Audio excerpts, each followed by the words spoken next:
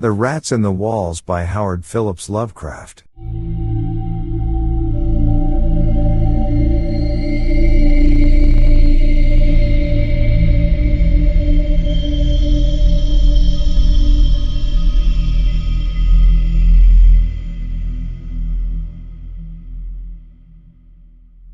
On July 16, 1923, I moved into Exham Priory after the last workman had finished his labors. The restoration had been a stupendous task, for little had remained of the deserted pile but a shell-like ruin, yet because it had been the seat of my ancestors I let no expense deter me. The place had not been inhabited since the reign of James I, when a tragedy of intensely hideous, though largely unexplained, nature had struck down the master, 5 of his children, and several servants, and driven forth under a cloud of suspicion and terror the 3rd son, my lineal progenitor and the only survivor of the abhorred line. With this sole heir denounced as a murderer, the estate had reverted to the crown, nor had the accused man made any attempt to exculpate himself or regain his property. Shaken by some horror greater than that of conscience or the law, and expressing only a frantic wish to exclude the ancient edifice from his sight and memory, Walter Delapore, 11th Baron Exham, fled to Virginia and there founded the family which by the next century had become known as Delapore.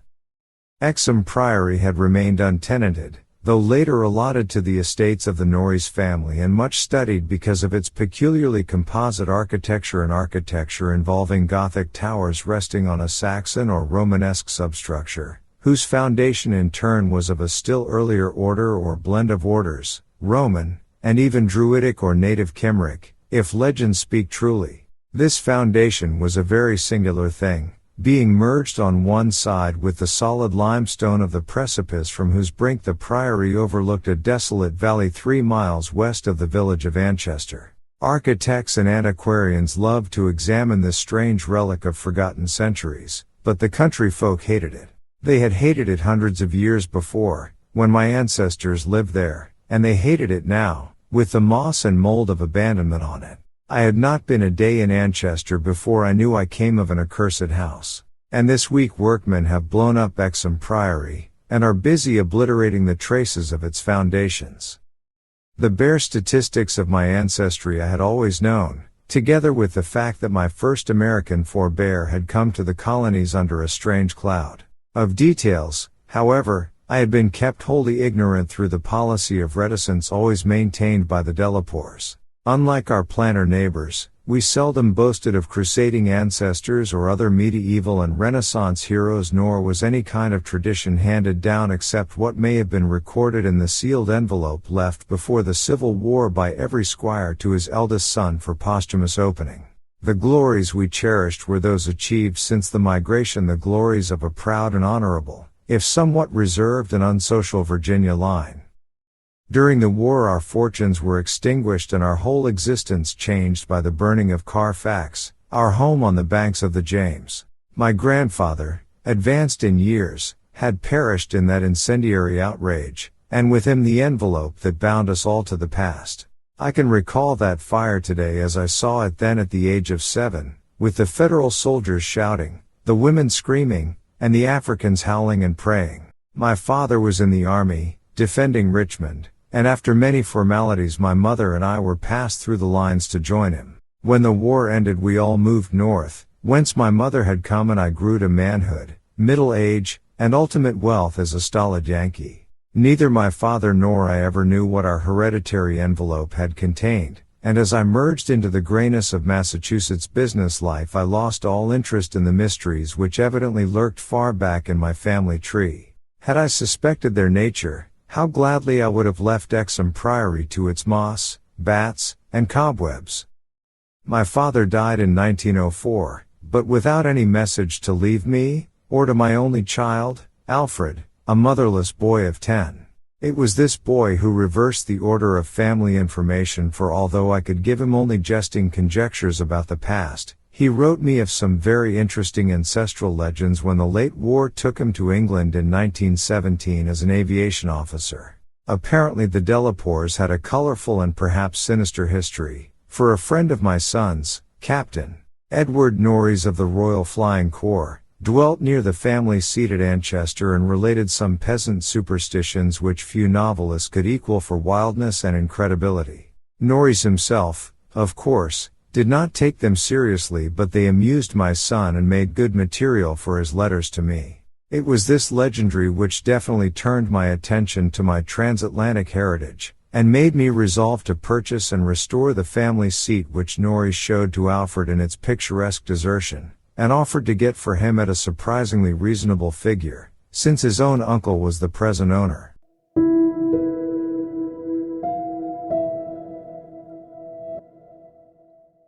I bought Exham Priory in 1918, but was almost immediately distracted from my plans of restoration by the return of my son as a maimed invalid. During the 2 years that he lived I thought of nothing but his care, having even placed my business under the direction of partners. In 1921, as I found myself bereaved and aimless, a retired manufacturer no longer young, I resolved to divert my remaining years with my new possession. Visiting Anchester in December, I was entertained by Captain Norris, a plump, amiable young man who had thought much of my son, and secured his assistance in gathering plans and anecdotes to guide in the coming restoration. Exham Priory itself I saw without emotion, a jumble of tottering medieval ruins covered with lichens and honeycombed with rooks' nests, perched perilously upon a precipice, and denuded of floors or other interior features save the stone walls of the separate towers. As I gradually recovered the image of the edifice as it had been when my ancestor left it over 3 centuries before, I began to hire workmen for the reconstruction. In every case I was forced to go outside the immediate locality, for the Anchester villagers had an almost unbelievable fear and hatred of the place. This sentiment was so great that it was sometimes communicated to the outside laborers, causing numerous desertions whilst its scope appeared to include both the priory and its ancient family.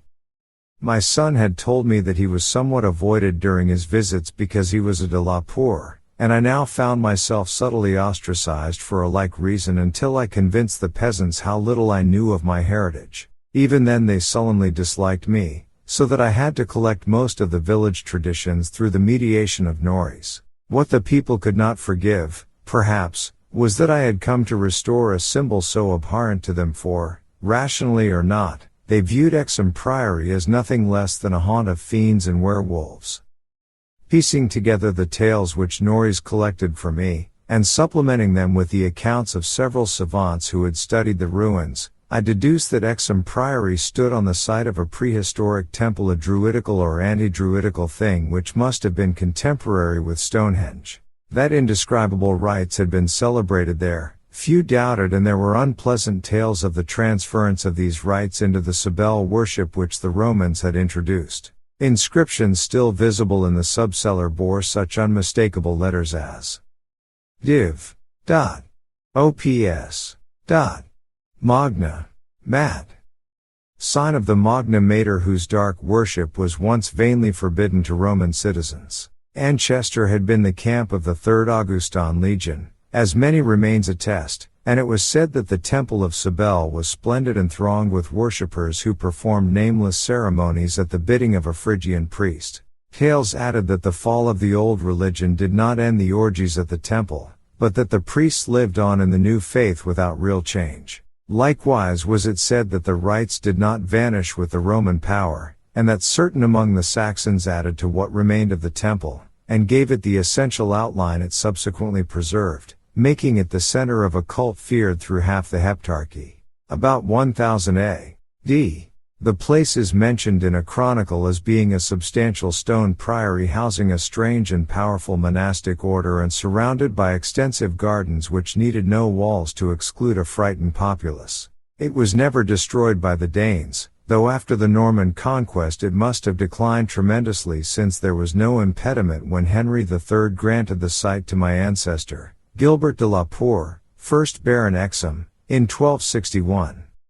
Of my family before this date there is no evil report, but something strange must have happened then. In one chronicle there is a reference to a de la Poer as cursed of God in 1307, whilst village legendary had nothing but evil and frantic fear to tell of the castle that went up on the foundations of the old temple and priory. The fireside tales were of the most grisly description, all the ghastlier because of their frightened reticence and cloudy evasiveness. They represented my ancestors as a race of hereditary demons beside whom Gilles de Retz and the Marquis de Sade would seem the veriest Taros, and hinted whisperingly at their responsibility for the occasional disappearance of villagers through several generations.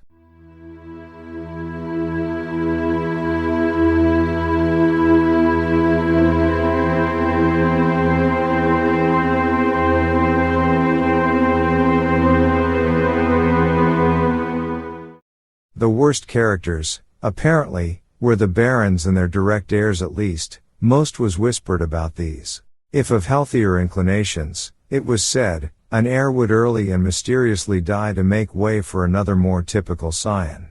There seemed to be an inner cult in the family, presided over by the head of the house, and sometimes closed except to a few members. Temperament rather than ancestry was evidently the basis of this cult, for it was entered by several who married into the family. Lady Margaret Trevor from Cornwall, wife of Godfrey, the second son of the 5th Baron, became a favorite bane of children all over the countryside, and the demon heroine of a particularly horrible old ballad not yet extinct near the Welsh border. Preserved in balladry, too, though not illustrating the same point, is the hideous tale of Lady Mary Delapore, who shortly after her marriage to the Earl of Shrewsfield was killed by him and his mother, both of the slayers being absolved and blessed by the priest to whom they confessed what they dared not repeat to the world. These myths and ballads, typical as they were of crude superstition, repelled me greatly. Their persistence, and their application to so long a line of my ancestors, were especially annoying, whilst the imputations of monstrous habits proved unpleasantly reminiscent of the one known scandal of my immediate forebears, the case of my cousin, young Randolph Delapore of Carfax, who went among the Africans and became a voodoo priest after he returned from the Mexican War. I was much less disturbed by the vaguer tales of wails and howlings in the barren, windswept valley beneath the limestone cliff of the graveyard stenches after the spring rains of the floundering, squealing white thing on which Sir John Clave's horse had trod one night in a lonely field, and of the servant who had gone mad at what he saw in the priory in the full light of day. These things were hackneyed spectral lore, and I was at that time a pronounced skeptic. The accounts of vanished peasants were less to be dismissed, though not especially significant in view of medieval custom. Prying curiosity meant death, and more than one severed head had been publicly shown on the bastions, now effaced, around Exham Priory. A few of the tales were exceedingly picturesque, and made me wish I had learnt more of comparative mythology in my youth. There was, for instance, the belief that a legion of bat-winged devils kept witches' Sabbath each night at the priory, a legion whose sustenance might explain the disproportionate abundance of coarse vegetables harvested in the vast gardens. And, most vivid of all, there was the dramatic epic of the rats, the scampering army of obscene vermin which had burst forth from the castle 3 months after the tragedy that doomed it to desertion, the lean, filthy, ravenous army which had swept all before it and devoured fowl, cats, dogs, hogs, sheep, and even 2 hapless human beings before its fury was spent. Around that unforgettable rodent army a whole separate cycle of myths revolves, for it scattered among the village homes and brought curses and horrors in its train. Such was the lore that assailed me as I pushed to completion, with an elderly obstinacy, the work of restoring my ancestral home. It must not be imagined for a moment that these tales formed my principal psychological environment. On the other hand, I was constantly praised and encouraged by Captain Norreys and the antiquarians who surrounded and aided me. When the task was done, over 2 years after its commencement, I viewed the great rooms, wainscoted walls, vaulted ceilings, mullioned windows, and broad staircases with a pride which fully compensated for the prodigious expense of the restoration. Every attribute of the Middle Ages was cunningly reproduced, and the new parts blended perfectly with the original walls and foundations. The seat of my fathers was complete, and I looked forward to redeeming at last the local fame of the line which ended in me. I would reside here permanently, and prove that a Delapore, for I had adopted again the original spelling of the name, need not be a fiend. My comfort was perhaps augmented by the fact that, although Exham Priory was medieval fitted, its interior was in truth wholly new and free from old vermin and old ghosts alike. As I have said, I moved in on July 16, 1923. My household consisted of 7 servants and 9 cats, of which latter species I am particularly fond. My eldest cat, Hamlet, was 7 years old and had come with me from my home in Bolton, Massachusetts. The others I had accumulated whilst living with Captain Norrie's family during the restoration of the priory. For 5 days our routine proceeded with the utmost placidity, my time being spent mostly in the codification of old family data. I had now obtained some very circumstantial accounts of the final tragedy and flight of Walter Delapore, which I conceived to be the probable contents of the hereditary paper lost in the fire at Carfax. It appeared that my ancestor was accused with much reason of having killed all the other members of his household, except 4 servant confederates, in their sleep, about 2 weeks after a shocking discovery which changed his whole demeanor, but which, except by implication, he disclosed to no one save perhaps the servants who assisted him and afterward fled beyond reach. This deliberate slaughter, which included a father, 3 brothers, and 2 sisters, was largely condoned by the villagers, and so slackly treated by the law that its perpetrator escaped honored, unharmed, and undisguised to Virginia, the general whispered sentiment being that he had purged the land of an immemorial curse. What discovery had prompted an act so terrible, I could scarcely even conjecture. Walter Delapore must have known for years the sinister tales about his family, so that this material could have given him no fresh impulse.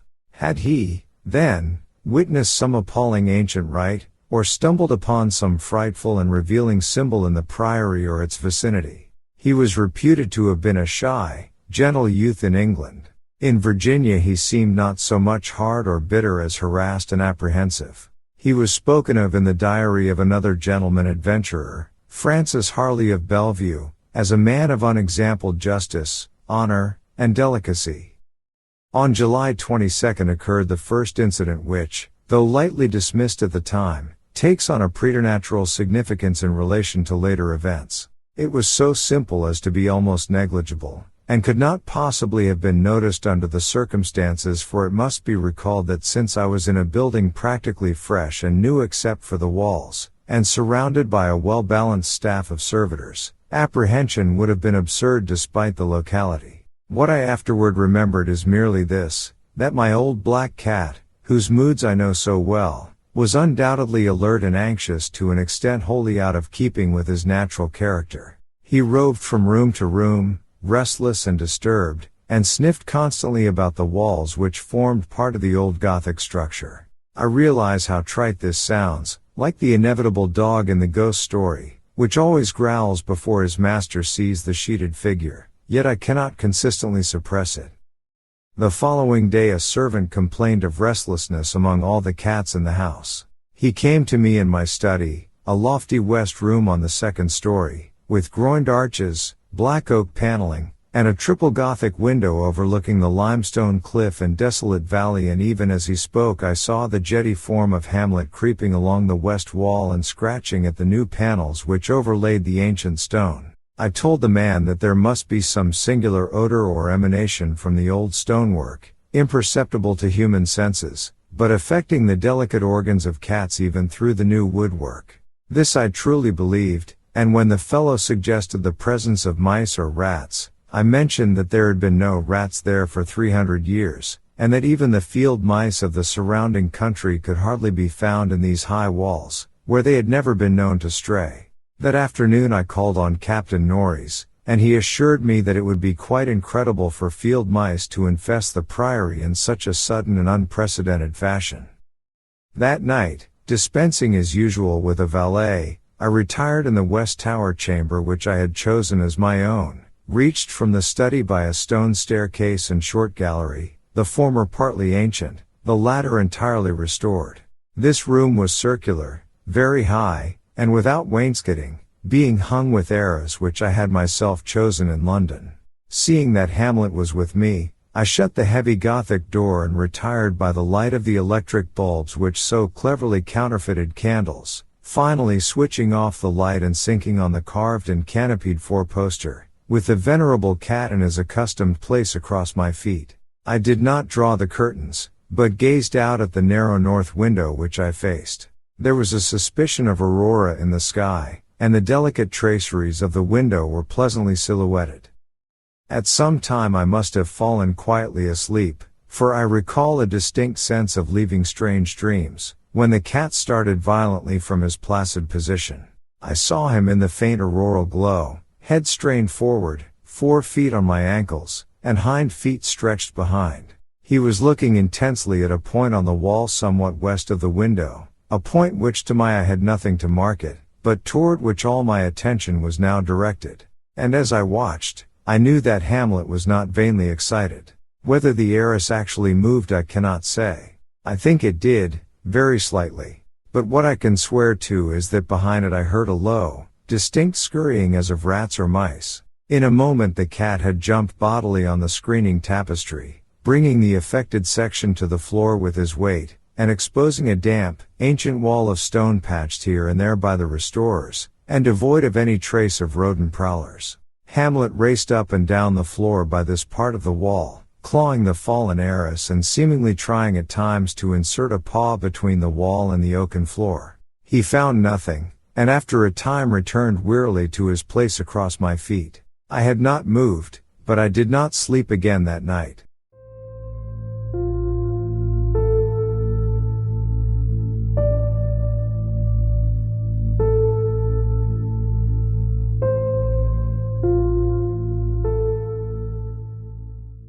In the morning I questioned all the servants, and found that none of them had noticed anything unusual, save that the cook remembered the actions of a cat which had rested on her windowsill.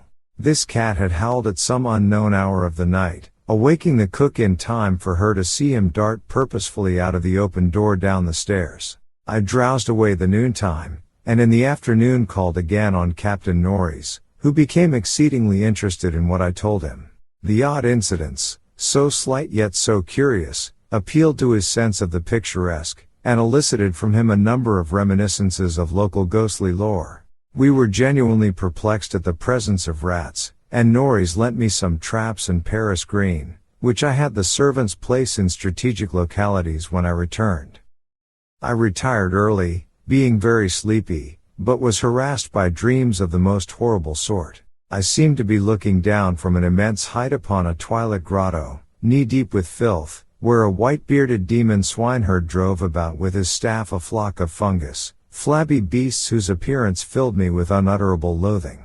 Then, as the swineherd paused and nodded over his task, a mighty swarm of rats rained down on the stinking abyss and fell to devouring beasts and man alike.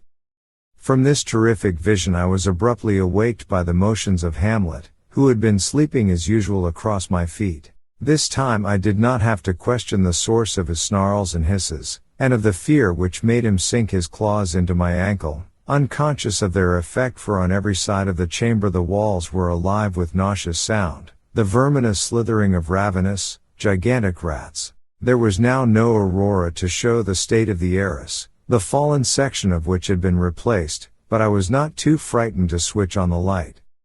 As the bulbs leapt into radiance I saw a hideous shaking all over the tapestry, causing the somewhat peculiar designs to execute a singular dance of death. This motion disappeared almost at once, and the sound with it. Springing out of bed, I poked at the heiress with the long handle of a warming pan that rested near, and lifted one section to see what lay beneath. There was nothing but the patched stone wall, and even the cat had lost his tense realization of abnormal presences. When I examined the circular trap that had been placed in the room, I found all of the openings sprung, though no trace remained of what had been caught and had escaped. Further sleep was out of the question, so, lighting a candle, I opened the door and went out in the gallery toward the stairs to my study, Hamlet following at my heels. Before we had reached the stone steps, however, the cat darted ahead of me and vanished down the ancient flight. As I descended the stairs myself, I became suddenly aware of sounds in the great room below, sounds of a nature which could not be mistaken. The oak-paneled walls were alive with rats, scampering and milling, whilst Hamlet was racing about with the fury of a baffled hunter. Reaching the bottom, I switched on the light, which did not this time cause the noise to subside. The rats continued their riot, stampeding with such force and distinctness that I could finally assign to their motions a definite direction. These creatures, in numbers apparently inexhaustible, were engaged in one stupendous migration from inconceivable heights to some depth conceivably, or inconceivably, below. I now heard steps in the corridor, and in another moment 2 servants pushed open the massive door. They were searching the house for some unknown source of disturbance which had thrown all the cats into a snarling panic and caused them to plunge precipitately down several flights of stairs and squat, yowling, before the closed door to the subcellar. I asked them if they had heard the rats, but they replied in the negative. And when I turned to call their attention to the sounds in the panels, I realized that the noise had ceased. With the 2 men, I went down to the door of the subcellar, but found the cats already dispersed. Later I resolved to explore the crypt below, but for the present I merely made a round of the traps. All were sprung, yet all were tenantless. Satisfying myself that no one had heard the rats save the felines and me, I sat in my study till morning thinking profoundly, and recalling every scrap of legend I had unearthed concerning the building I inhabited. I slept some in the forenoon, leaning back in the one comfortable library chair which my medieval plan of furnishing could not banish. Later I telephoned to Captain Norris, who came over and helped me explore the subcellar.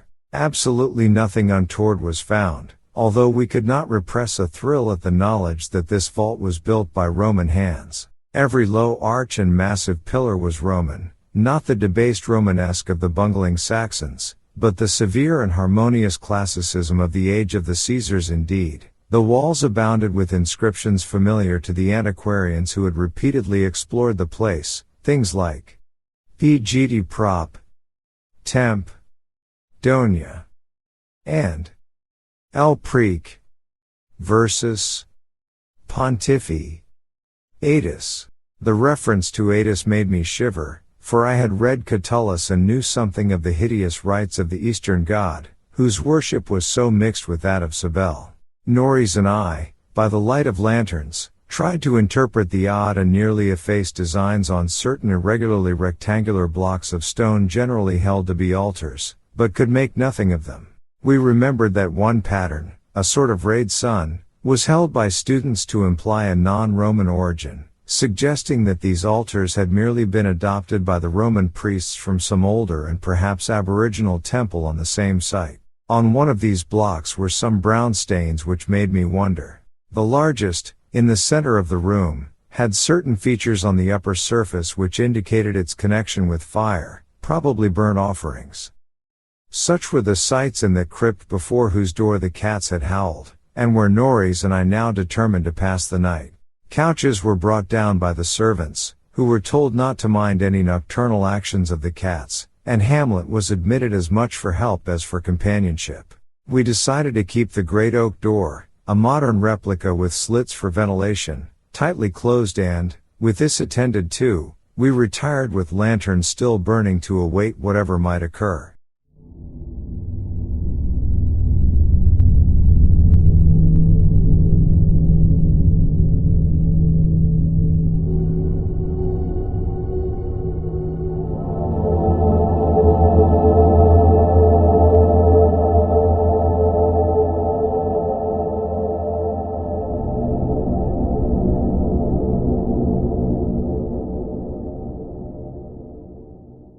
The vault was very deep in the foundations of the priory, and undoubtedly far down on the face of the beetling limestone cliff overlooking the waste valley.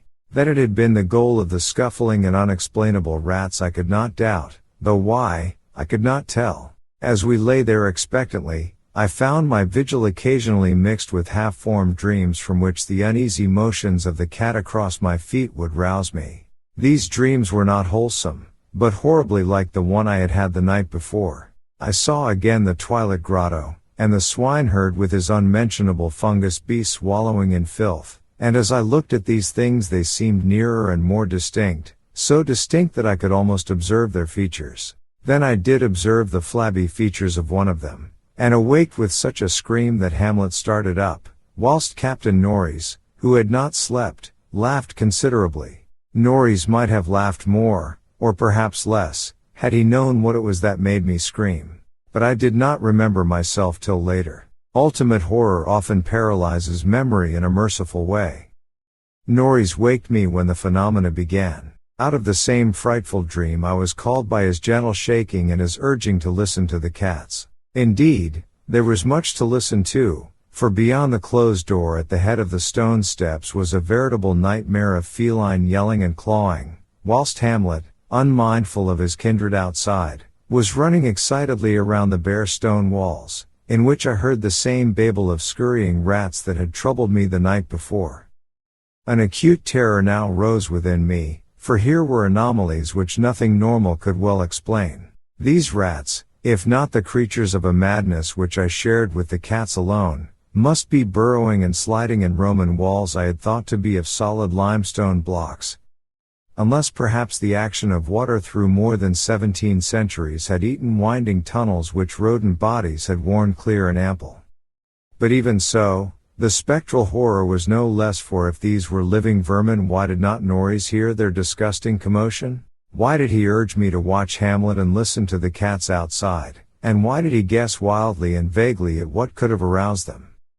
By the time I had managed to tell him, as rationally as I could, what I thought I was hearing, my ears gave me the last fading impression of the scurrying which had retreated still downward, far underneath this deepest of sub-cellars, till it seemed as if the whole cliff below were riddled with questing rats. Norreys was not as skeptical as I had anticipated, but instead seemed profoundly moved. He motioned to me to notice that the cats at the door had ceased their clamor, as if giving up the rats for lost, whilst Hamlet had a burst of renewed restlessness, and was clawing frantically around the bottom of the large stone altar in the center of the room, which was nearer Norreys' couch than mine.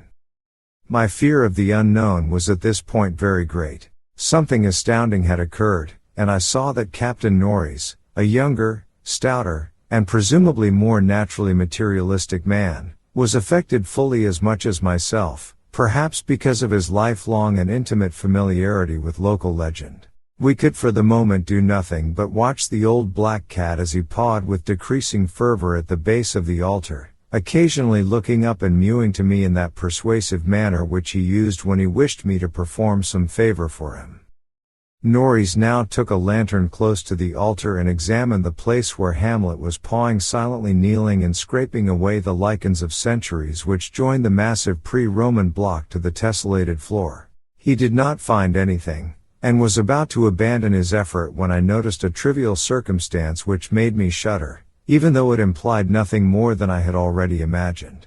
I told him of it, and we both looked at its almost imperceptible manifestation with the fixedness of fascinated discovery and acknowledgement. It was only this, that the flame of the lantern set down near the altar was slightly but certainly flickering from a draught of air which it had not before received, and which came indubitably from the crevice between floor and altar where Norreys was scraping away the lichens.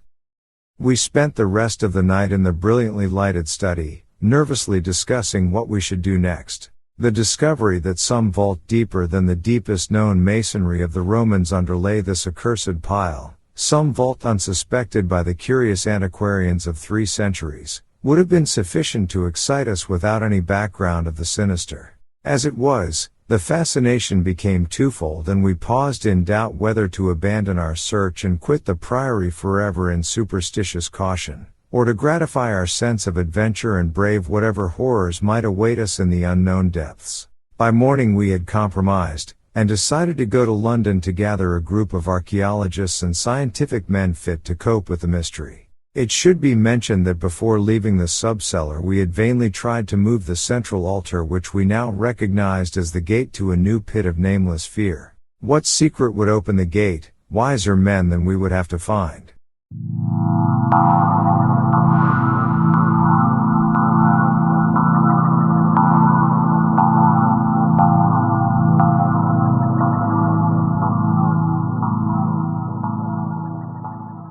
During many days in London, Captain Norreys and I presented our facts, conjectures, and legendary anecdotes to 5 eminent authorities, All men who could be trusted to respect any family disclosures which future explorations might develop.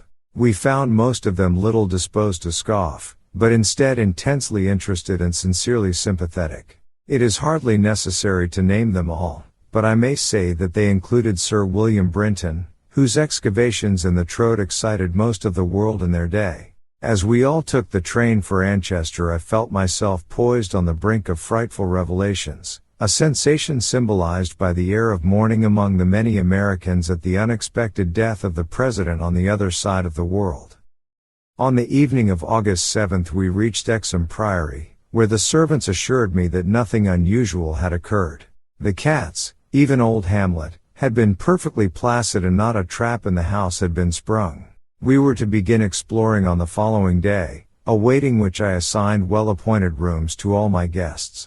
I myself retired in my own tower chamber, with Hamlet across my feet. Sleep came quickly, but hideous dreams assailed me.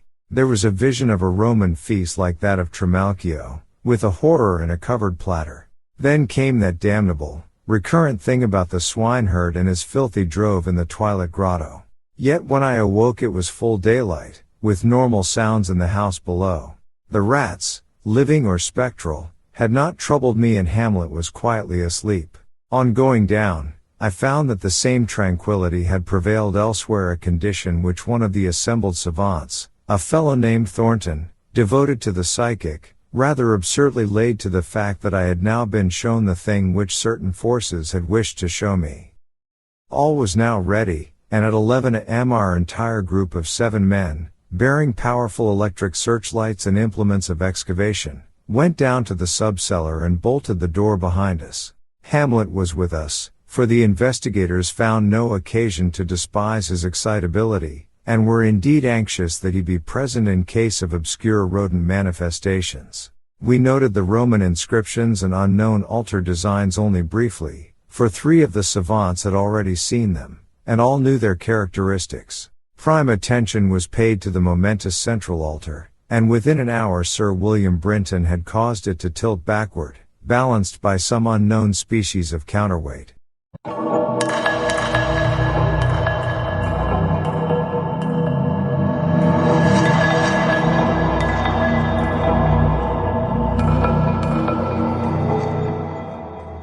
There now lay revealed such a horror as would have overwhelmed us had we not been prepared. Through a nearly square opening in the tiled floor, sprawling on a flight of stone steps so prodigiously worn that it was little more than an inclined plane at the center, was a ghastly array of human or semi-human bones. Those which retained their collocation as skeletons showed attitudes of panic fear, and over all were the marks of rodent gnawing.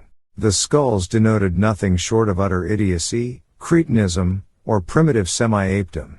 Above the hellishly littered steps arched a descending passage seemingly chiseled from the solid rock, and conducting a current of air. This current was not a sudden and noxious rush as from a closed vault, but a cool breeze with something of freshness in it. We did not pause long, but shiveringly began to clear a passage down the steps. It was then that Sir William, examining the hewn walls, made the odd observation that the passage, according to the direction of the strokes, must have been chiseled from beneath. I must be very deliberate now, and choose my words.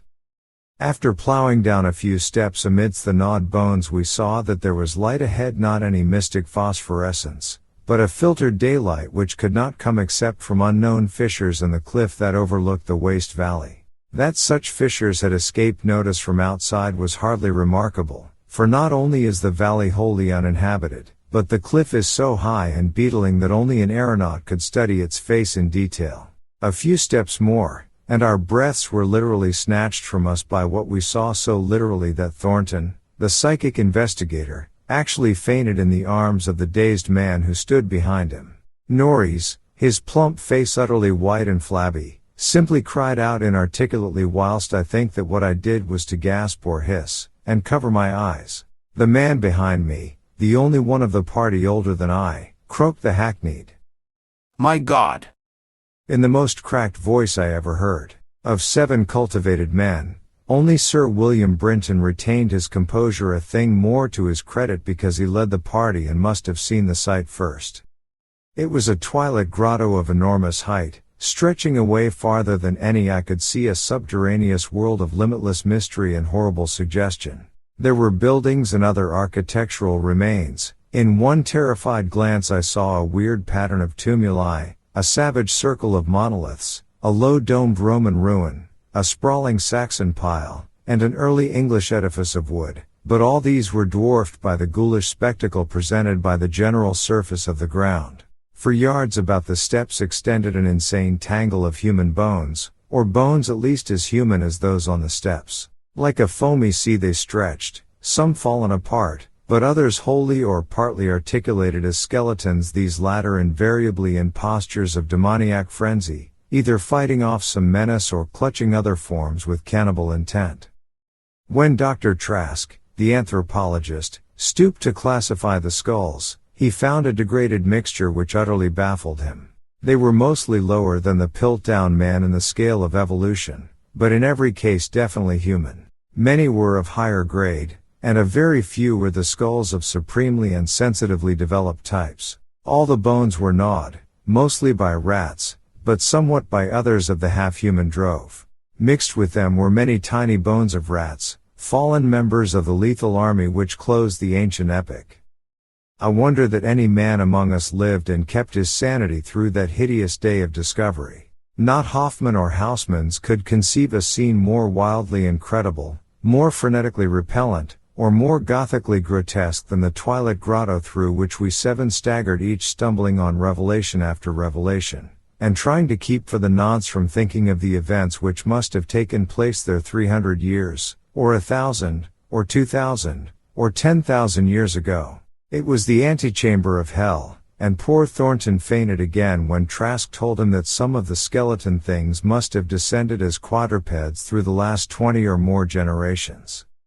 Horror piled on horror as we began to interpret the architectural remains. The quadruped things, with their occasional recruits from the biped class, had been kept in stone pens, out of which they must have broken in their last delirium of hunger or rat fear. There had been great herds of them, evidently fattened on the coarse vegetables whose remains could be found as a sort of poisonous ensilage at the bottom of huge stone bins older than Rome. I knew now why my ancestors had had such excessive gardens. Would to heaven I could forget. The purpose of the herds I did not have to ask.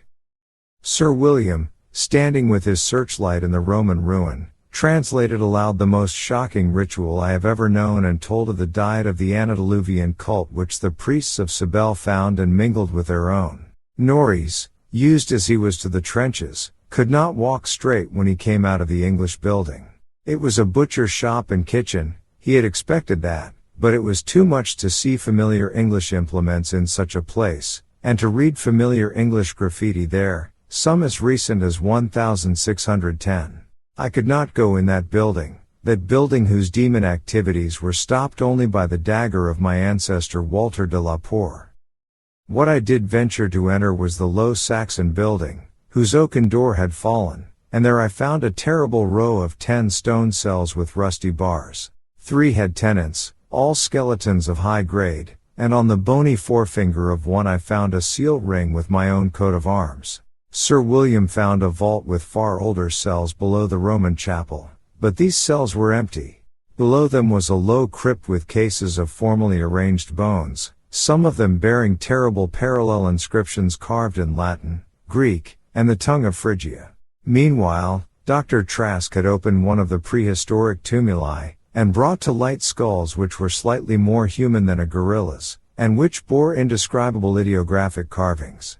Through all this horror my cat stalked unperturbed. Once I saw him monstrously perched atop a mountain of bones, and wondered at the secrets that might lie behind his yellow eyes.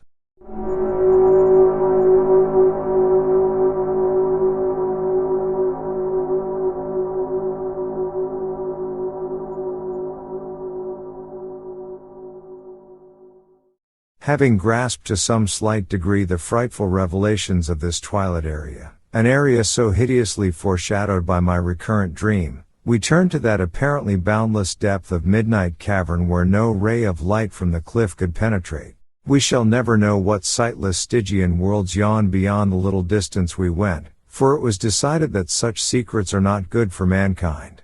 But there was plenty to engross us close at hand, for we had not gone far before the searchlights showed that accursed infinity of pits in which the rats had feasted, and whose sudden lack of replenishment had driven the ravenous rodent army first to turn on the living herds of starving things, and then to burst forth from the priory in that historic orgy of devastation which the peasants will never forget. God! Those carrion black pits of sod, picked bones and open skulls. Those nightmare chasms choked with the pithecanthropoid, Celtic, Roman, and English bones of countless unhallowed centuries. Some of them were full, and none can say how deep they had once been. Others were still bottomless to our searchlights, and peopled by unnameable fancies. What, I thought, of the hapless rats that stumbled into such traps amidst the blackness of their quests in this grisly Tartarus? Once my foot slipped near a horribly yawning brink, and I had a moment of ecstatic fear. I must have been musing a long time, for I could not see any of the party but the plump Captain Norris. Then there came a sound from that inky, boundless, farther distance that I thought I knew, and I saw my old black cat dart past me like a winged Egyptian god, straight into the illimitable gulf of the unknown. But I was not far behind, for there was no doubt after another second. It was the eldritch scurrying of those fiend-born rats, always questing for new horrors, and determined to lead me on even unto those grinning caverns of earth's center where Nyarlathotep, the mad faceless god, howls blindly to the piping of two amorphous idiot flute players.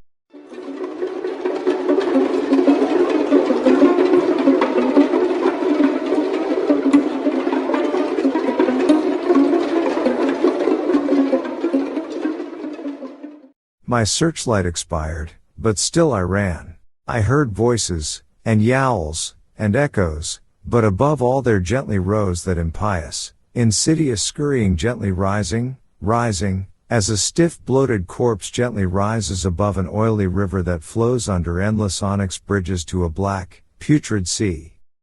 Something bumped into me, something soft and plump. It must have been the rats, the viscous, gelatinous, ravenous army that feast on the dead and the living. Why shouldn't rats eat a Delapore as a Delapore eats forbidden things? The war ate my boy, damn them all. And the Yanks ate Carfax with flames and burnt grandsire Delapore and the secret. No, I tell you, I am not that demon swineherd in the Twilit Grotto. It was not Edward Norrie's fat face on that flabby, fungus thing. Who says I am a Delapore? He lived, but my boy died. Shall a Norries hold the lands of a Delapore? It's voodoo, I tell you. That spotted snake. Curse you, Thornton, I'll teach you to feign at what my family do. Splud, thou stinkard, I'll learn ye how to gust. Valda ye swink me thilk wise. Magna Mater. Adis. Gia adigis et Odin. Agus bos dunach ort. Donas's dolas ort, agus litsa. UNGL. RRRLH. CHCHCH.